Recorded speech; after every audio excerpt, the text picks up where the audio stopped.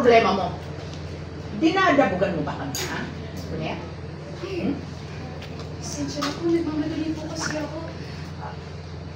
Nay, Pauline, pagluto ko na po kayo ng almusal. Tara po kain tayo. Sus! Hindi ako naniniwala din, Nay. Nagdadabog yan dahil kasi dito tayo nakatira sa bahay niya. Hello everyone! Ako po si Myrtle Sarosa, bilang si Tonette, dito sa Tunay na Ganda, episode ng Wish Ka Lang. Mahal?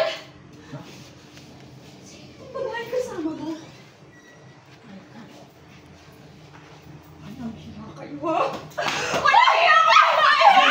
Sandali! Christy! Ulit! Tama na! Tama na! Yung realization ko talaga dito sa ating kwento ay ang tunay na ganda ay hindi lamang sa labas, pero mas sa loob natin. At yung pinakamahalaga talaga is finding people who love you for who you are and not just about how you look.